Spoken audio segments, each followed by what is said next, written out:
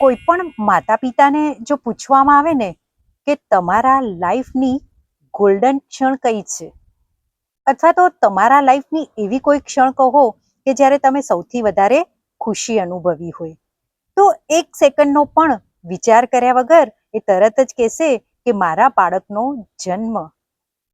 કારણ કે જ્યારે બાળકનો જન્મ થાય છે ને ત્યારે માતા પિતાનો પણ જન્મ થાય છે.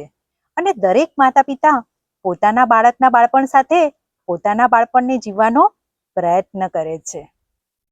અને ઘણા વર્ષો પછી પણ જ્યારે બાળક સાથે કાલી ગેલી ભાષામાં કરેલી વાત યાદ આવે ને ત્યારે ફેસ પર એક હાસ્ય આવી જાય છે.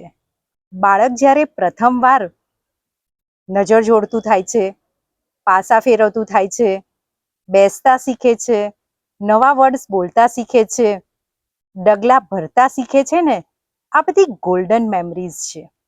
અને એને કોઈ કેમેરામાં કેદ કરવાની ક્યારેય જરૂર પડતી નથી, કારણ કે એ તો તમારા મનના કેમેરામાં હંમેશ માટે ક્લિક થઈ ગઈ હોય છે.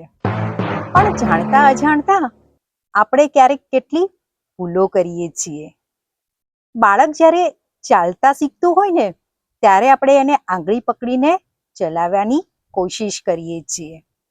પણ જ્યારે બાળક ચાલતા શીખી જાય ને પછી દોડતા તો આપોઆપ શીખે છે. પણ આપણે શું કરીએ છીએ કે બાળક ચાલતા શીખ્યા પછી આપણે એની આંગળીને છોડી શકતા નથી. આપણે એની આંગળીને પકડી રાખીએ છીએ. એના પાછળનું કારણ આપણો અતિશય પ્રેમ, અતિશય કેર, ડર અને ઇન્સિક્યોરિટી છે. આપણને લાગે છે કે આ દોડતા દોડતા મારું બાળક પડી જશે તો મારા બાળકને વાગી જશે. પણ બાળક જો પડશે નહીં ને તો ઊભા થતા કેવી રીતે શીખશે? તો આ અતિશય કેર, લાગણી અને પ્રેમ પણ બાળકના માનસિક વિકાસમાં અવરોધ બની શકે છે. અને આને કહેવાય છે ઓવર પ્રોટેક્શન. તો આ અતિશય લાગણી, કેર કે પ્રેમને સમજીશું પાર્ટ 2માં.